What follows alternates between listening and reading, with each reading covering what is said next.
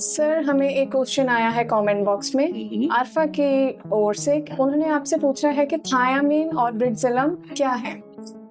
तो सबसे पहले जवाब देने से पहले अगर आपके भी दिमाग में कुछ भी कंफ्यूजन है, किसी भी चीज़ के बारे में पूछना है, तो आप इस वीडियो के कमेंट बॉक्स में पूछ सकते हैं। तो अरवा ने क्वेश्चन पूछा है थायामीन और ब्रिडजिलम 50 के बारे में। सबसे पहले अगर थायामीन की बात करेंगे, थायामीन वाटर सॉल्युबल वाइटामिन है, विटामिन B1 भी उसको कहते हैं। इसका क्या काम होता है? इसका काम ये होता है कि ये आपकी मसल्स को सपोर्ट करता है, चाहे कार्डियक मसल हो चाहे स्केलेटल मसल हो।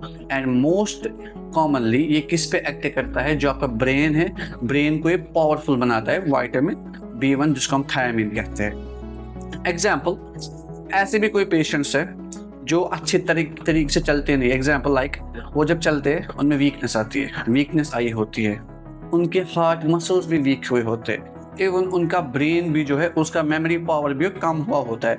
तो ये सब चीज़ें जब पेशेंट में होंगी तो आपको पता होनी चाहिए कि पेशेंट में विटामिन B1 की कमी है, दैट्स थायामीन।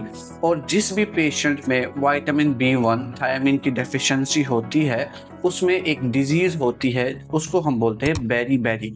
श्रीलंका में एक लैंग्वेज कही जाती है जिसका नाम है सिंघाला।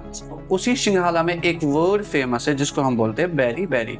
तो बेरी बेरी का मतलब होता है वीक, कैन नॉट, या हम बोलेंगे अगर दोनों को मिलाएंगे हम बेरी बेरी वीक वीक, इससे ये बनता है कि एक्सट्रीम वीकनेस।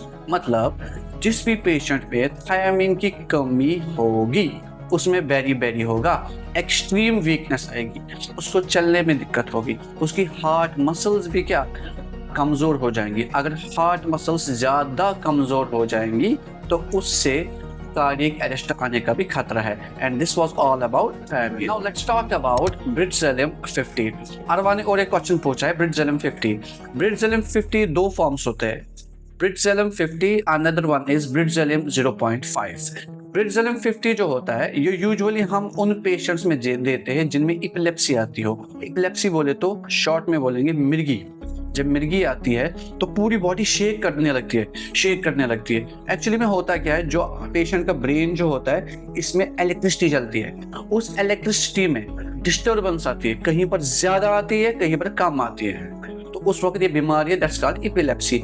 जब पेशेंट में मिर्गी आए तो उस वक्त हम ब्रिडजिलम 50 mg देते हैं ताकि उसमें जो इलेक्ट्रिकल डिस्टर्बेंस आई है वो नॉर्मल हो जाए, नंबर 1। नंबर 2, ब्रिडजिलम 0.5, ये तो इसने नहीं पूछा था, ये तो मैं यहीं से कह रहा हूँ 0.5, ये बेंजोडाइजेपिन है।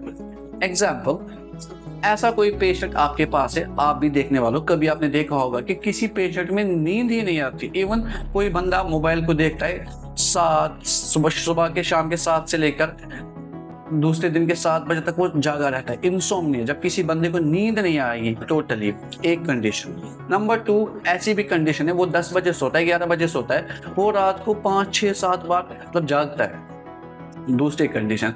कभी कभार ऐसा भी होता है कि वो टोटली जागा रहता है, उसको नींद नहीं आती। इन चीज़ों को हम बोलते हैं इंसोम्निया। तो इस पेशेंट में हम ये दवाई देते हैं ब्रिडजिलम 0.5। इससे क्या होता है, इससे पेशेंट में नींद आती है। अब आप बोलोगे कि किसी भी पेशेंट में नींद नहीं आती है तो हम उसको ब्रिडजिलम देंगे, घर में नहीं।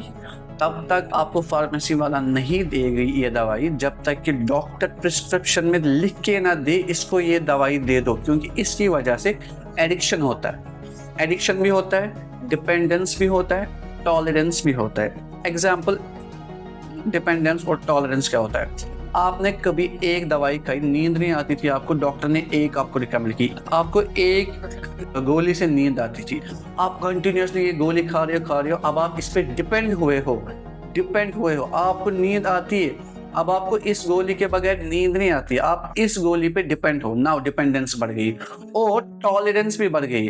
अभी तक आपको एक गोली से नींद आती थी, विद टाइम 10 दिन के बाद अब आपको एक गोली से नींद नहीं आती, आपको 2 गोलियों से नींद आती है। आपको अब ब्रिडजिलम 0.5 mg की 2 गोलियां खानी पड़ेगी। आप ना डोज भी बढ़ा रहे हो और इस पे डिपेंड भी हो रहे हो, और इवेंचुअली आपको इसकी एडिक्शन भी हो रही है। तो इन दवाइयों से परहेज करें, जब डॉक्टर लिख के दे तब खाए। वीडियो अच्छी लगी हो अपने फ्रेंड्स के साथ शेयर करें और फेसबुक पेज को फॉलो करो और सब्सक्राइब करो हमारे यूट्यूब चैनल को। Thank you.